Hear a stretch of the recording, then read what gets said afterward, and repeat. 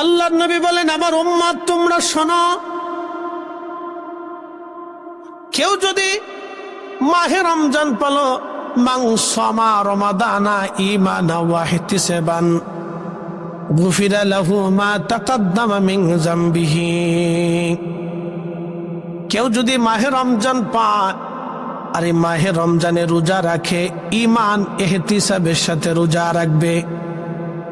প্রশ্ন রাখতে পারেন, ফরিদি হুজুর, মাহে রমজানে ঈমান ইহতিসাবের সাথে তো আমরা সবাই রোজা রাখি, এবার আসেন রোজার ধরনটা আমি আপনাদেরকে শিখাই। সর্বপ্রথম আমি যে কথা আপনাদেরকে বলবো, খুব মনোযোগ দিবেন। প্রথম নাম্বার, এক নাম্বার ঈমান ইহতিসাবের সাথে কথা বলি, ঈমানের সাথে। প্রথম নাম্বার বলি, খুব মনোযোগ দেন। কেউ যদি সারাদিন রোজা রাখলো, রোজা রাখার পরে ইফতার করার সময় যদি শুয়োরের গোশত দিয়া বিরিয়ানি খাইয়া যদি ইফতার আদায় করে, রোজা হবে? একসাথে বলতে হবে, হবে না? জোরে বলতে হবে, হবে? হবে না, কারণ শুয়োরের গোশত হারাম। সে রোজা রাখলো আল্লাহর হুকুমে, কিন্তু ইফতার ভাঙলো হারাম বস্তু দিয়ে। যেহেতু হারাম দিয়ে ইফতার ভাঙলো, সেই জন্য রোজা হবে না। শুয়োরের গোশত খেয়ে যদি রোজা রাখলে, ইফতার করলে যদি রোজা না হয়, এবং শুয়োরের গোশত দিয়ে খাইয়া যদি সেহরি করলে রোজা না হয়, তাহলে সুদের টাকা, ঘুষের টাকা দিয়া, ওই অর্থ দিয়ে কেউ রোজা আদায় করলে, রোজা ভাঙলে, সেহরি খাইলে, ইফতার করলেও মুসলমানের রোজা হয় না। কথা বলেন ঠিক কিনা?